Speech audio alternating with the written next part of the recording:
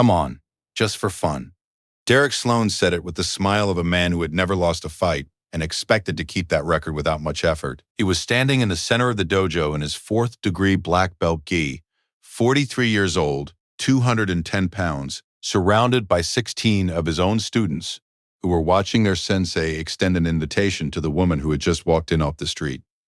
The woman was 5'4". She was carrying a gym bag. She had not asked for this. She looked at Derek Sloan for a long moment, the way a person looks at something they are deciding how to handle. And then she said, "I'm going to ask you one more time to move your hand off my bag." Derek didn't move his hand. He smiled wider. He had no idea what he was looking at. And in the next 4 minutes, every student in that dojo, every person who had watched their sensei talk his way through 16 months of demonstrations and never once be challenged, was going to watch something that would permanently rearrange what they believed about the relationship between confidence and competence. 12 years earlier. This is where it starts. Simone Carter grew up in Norfolk, Virginia, 3 miles from Naval Station Norfolk, the largest naval installation in the world, where the ships came and went on a schedule the whole city felt even if they couldn't name it.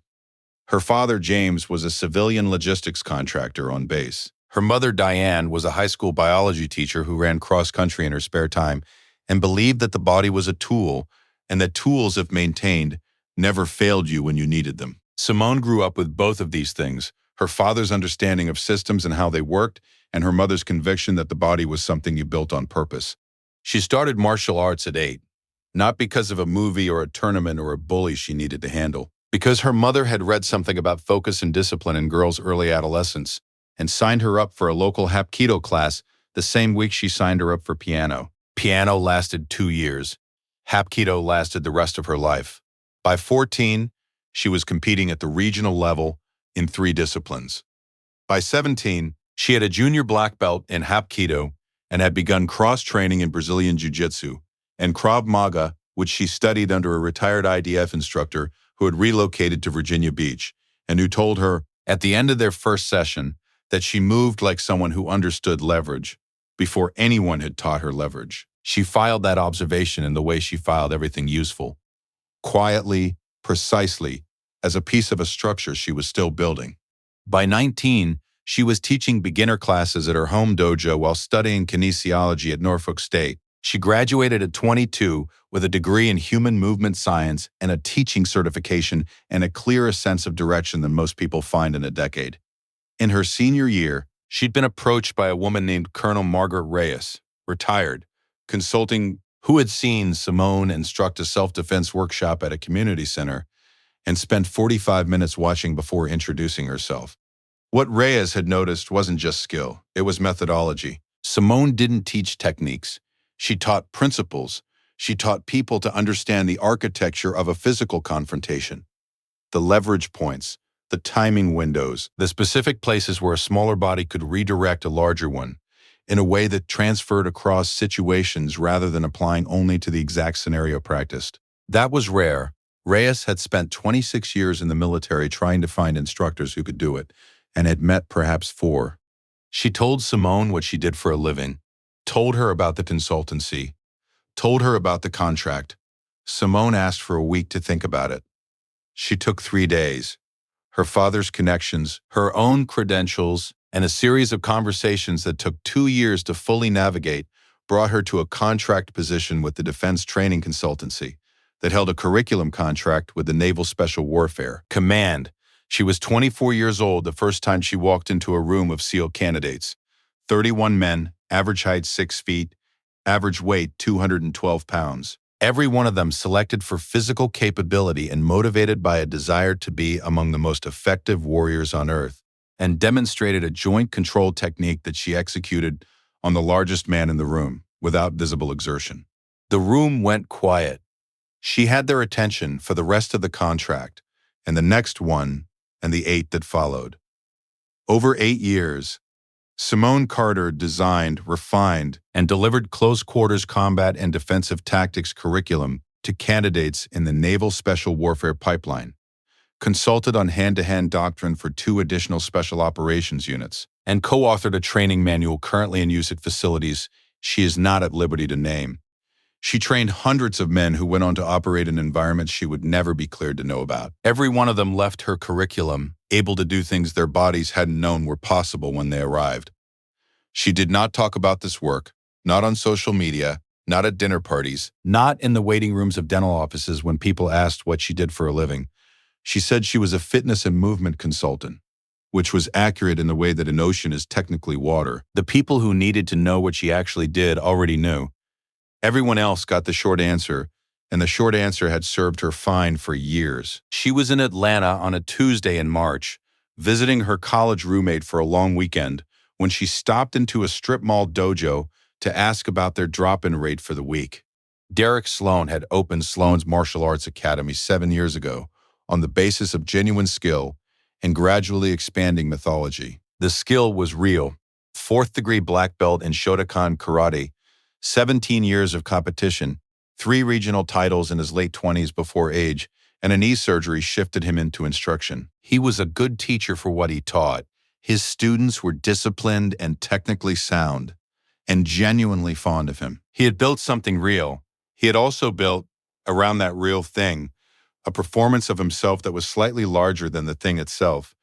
The way he held court during seminars, the anecdotes about sparring with the competition circuit names he trained beside in his 20s, told with a frequency that suggested he derived more status from the association than from his own record. The habit, which his senior students had noticed but never named, of testing newcomers, particularly women, with a particular combination of charm and challenge that was designed to demonstrate his authority in his own room, regardless of who had walked in. He had done this many times. It had always produced the same result. When Simone walked in asking about drop-in rates, Derek had watched her cross the floor the way he watched everyone cross his floor, assessing, cataloging, building a theory. She moved well. He nodded that. But she was small, soft-spoken, and she hadn't introduced herself with any credentials. And Derek Sloan's theory building operated from the assumption that credentials announced themselves. He put his hand on her gym bag, not aggressively, not yet, just the casual presumption of ownership over a space that he considered entirely his. A touch that said, "I decide the pace of this. Drop in is $30, he said. But if you're only here for a week, why not make it interesting? I do new member demonstrations on Tuesdays." He smiled. The room watched. "Come on. Just for fun." Simone looked at his hand on her bag. "I'm going to ask you one more time to move your hand off my bag," she said. One more time. Derek's smile widened. He looked at his students sharing the joke. "When was the first time?" Simone said, "This is me asking again." The room had gone from ambient to attentive. 16 students in various positions around the floor, the specific stillness of people who sense that something is moving in a direction they're not sure about. Derek lifted his hand from the bag, spread his arms in the open gesture of a man offering a stage. "All right then, 15 minutes. You and me. No contact, just movement. I want to see what you've got. We'll call it a free session." Simone set her bag down beside the door. She looked at the mat, at Derek, at the 16 students who were watching with the particular attention of people who believed they already knew how this ended. "Okay," she said, "but we're not doing 15 minutes. What happened in the next 4 minutes would be discussed in that dojo." For a long time, Simone did not rush. She did not perform. She set her bag beside the far wall, removed her shoes with the unhurried precision of someone who has done this in several hundred rooms, and stepped onto the mat. She stood in a guard position that the more trained observers in the room recognized as something other than Shotokan or any of the common sport disciplines. Lower, wider, the weight distributed differently, the hands in a configuration that made her simultaneously smaller and less reachable. It was a stance built entirely around the principle that you do not stop what you cannot predict, and that prediction requires the other person to commit. Derek watched her from across the mat. He was trying to read her, and he couldn't. That alone was information, but Derek Sloan was not, in this moment, in the mode of receiving information. He was in the mode of demonstrating. To his students. To himself. To the woman who had declined to be impressed by him yet. He moved first. A testing combination. Controlled, clean, the entry of a skilled practitioner who is gathering data before committing. Against everyone in his own dojo, and against most people he had encountered in 16 years of instruction, this produced some version of the same response. A reaction, a gap, something to work with. Simone slipped the first strike by 3 inches, redirected the second with her forearm in a way that used Derek's momentum rather than opposing it. And then she was inside his reach, the space inside a larger opponent's extended reach that most defenders avoided because instinct said closer is more dangerous, and instinct in this case was wrong. Her response was not a counterstrike, it was a joint control sequence, wrist to elbow to shoulder, each point of contact leveraging the previous one. The whole chain applied with the mechanical precision of someone who had executed this movement across 8 years and hundreds of sessions on people who were actively trying to stop her. Derek's knees bent before his brain had processed what was happening. His shoulder turned in a direction it did not want to turn. He made a sound that was not a word. She released him. One of the senior students, a young man named Marcus who had been training with Derek for 4 years and knew what a 4th-degree black belt looked like under pressure, felt something shift in the room. Not the air, the understanding, the thing everyone had been operating from was being revised in real time, and the revision was not complete yet, but it had started. Derek stepped back. Reset. The smile was completely gone. In its place, the specific expression of a person who has just discovered that the floor is not where they expected it to be, and who is deciding whether to step carefully or try to find the floor again at speed. He came again. Faster. Full commitment this time. Not testing. Actually going. The speed and weight and technique of a man who had trained for decades and had just been embarrassed in front of his own students. He was good. He was genuinely, technically good. None of it was sufficient. Simone had spent 8 years working with men who were faster than Derek Sloan and stronger than Derek Sloan, and who had spent considerably more time training against people trying to stop them. She had built her curriculum specifically around the problem Derek represented, a larger, more powerful opponent who believed in their own capacity and was therefore predictable in their commitment. She had solved this problem across hundreds of iterations, against operators who were motivated in ways that Derek Sloan in his own dojo on a Tuesday afternoon simply was not.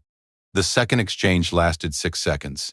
At the end of it, Derek was face down on the mat with Simone's knee placed precisely beside his head and her forearm across his upper back in a controlling position that kept him completely still without requiring meaningful force. She had not injured him. She had not needed to. She was in the position he was not going anywhere. Both facts were simply true, and the mat was quiet, and 16 students were standing around the edge of it, understanding something they had not understood 40 seconds ago. She held the position for 1 beat, not to humiliate, but to let the information arrive fully. Then she released it, stepped back, and offered Derek her hand. He took it. His face went through several things before it arrived somewhere that was not quite respect and not quite embarrassment, but existed in the land between them. The specific territory of someone who has just been shown, cleanly and without cruelty, the precise gap between what they believed and what was true. The dojo was silent. "What do you teach?" Derek said. His voice had lost its performance. Completely. What remained was a plain question from a person who needed a plain answer. Simone looked at him. "Movement," she said, "and how to close the gap between what a person thinks they can do and what they actually can." She picked up her gym bag, walked to the front desk, paid $30, and went to change for class.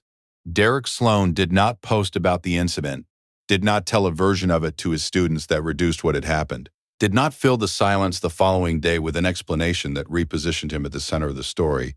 That, it turned out, was the most important thing about Derek Sloan. That when the performance was stripped away by something it couldn't withstand, what remained underneath was a man who was actually capable of receiving information. His senior students noticed the quiet.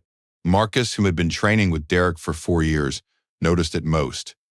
The day after, Derek ran an advanced class and taught a flow drill he had been teaching for 3 years in more or less the same way.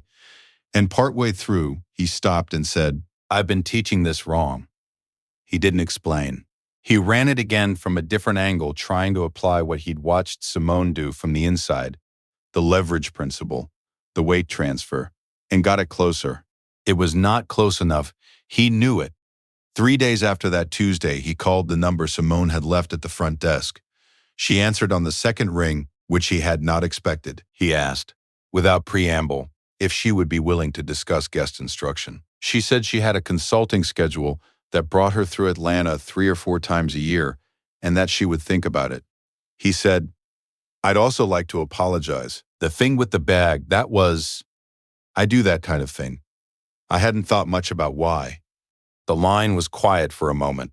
"Coffee is good for conversations like that," Simone said. "Friday works if you're available." Simone ordered black coffee and listened the way she listened to candidates.